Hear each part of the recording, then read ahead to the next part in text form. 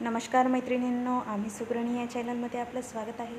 चला तर आज आपण भगर बनवू उपवासाची. सगळ्यात आधी मी टमाटर, कोथिंबीर चिरून घेतलेला आहे. एक मिरची चिरलेली आहे. कढाईमध्ये तेल टाकलं या प्रकारे. त्यामध्ये जिरं, मोहरी आणि चिरलेली मिरची टाकून दिलेली आहे. अशा प्रकारे फिरवायचं आणि त्यामध्ये टमाटर टाकायचं. टमाट्याने आमखर खूप मस्त स्वाद लागतो भगरचा. टमाटर सॉफ्ट होण्यासाठी मी मीठ घातलेलं आहे, जेणेकरून लवकर सॉफ्ट होईल आपलं टमाटर. त्यानंतर थोडीशी वरनं कोथिंबीर घालायची आणि त्याला फिरवायचं. फिरवल्यानंतर हे बघा, हे सॉफ्ट झालेलं आहे. त्यामध्ये पाणी टाकून द्यायचं. पाण्याला फोडणी झालेली आहे आपली. अशा प्रकारे हे बघा, अशी स्वच्छ निवडून घ्यायची. निवडून घेतल्यानंतर त्याला दुसऱ्या पातेल्यामध्ये किंवा एखाद्या टोकरीमध्ये काढून घ्यायची.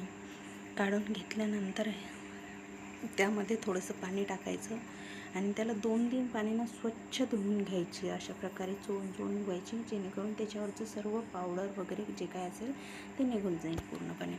आणि त्यानंतर लगेच मग जे आपण पाण्याला तडका दिलेला होता त्यामध्ये ते टाकून द्यायचे आणि त्याला चांगलं फिरवून घ्यायचं. एकजीव झाल्यानंतर ते अशी शिजत आली की त्याच्यावर थोडंसं झाकण ठेवलं की आपली भगर तयार. चला या मंडळी, चला फराळ करू.